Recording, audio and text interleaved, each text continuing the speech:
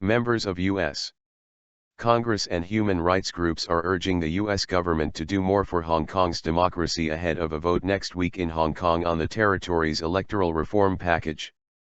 At a hearing on the democratic developments in Asia on Thursday, Representative Matt Salmon, RAZ, chairman of the Subcommittee on Asia and the Pacific, said 2015 is a critical year for Hong Kong's democracy, but he is skeptical of the electoral reform package. "I'm very concerned that the freedom fighters are feeling a little bit lonely there in Hong Kong," he said. The controversial package will allow all eligible voters in Hong Kong to choose the next chief executive in 2017, but limit the number of candidates to 2 or 3 approved by a nominating committee. Congressman Salmon, who recently led a congressional delegation to Hong Kong, said the U.S. can do more to embolden democracy in Hong Kong.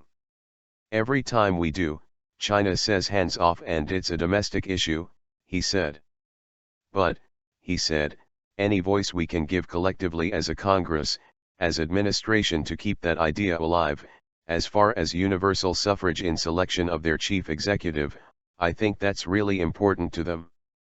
The Obama administration has always said supporting human rights and democracy is a central component to U.S. foreign policy.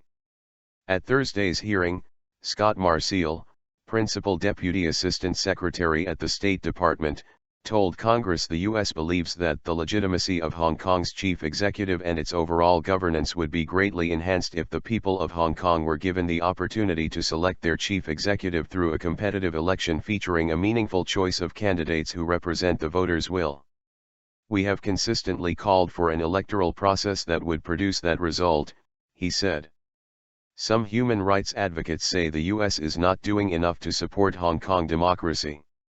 Sophie Richardson, the China director of Human Rights Watch, said, "There are many steps the U.S. can take, speaking up more frequently, being seen, meeting with full diversity of actors of Hong Kong." She added the U.S. government's rhetoric is problematic when it urges all sides in Hong Kong to exercise restraint and pursue a compromise.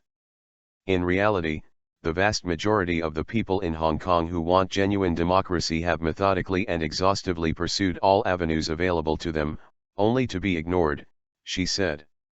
The Hong Kong Legislative Council will debate the electoral reform package next week. More protests are expected in the Chinese territory.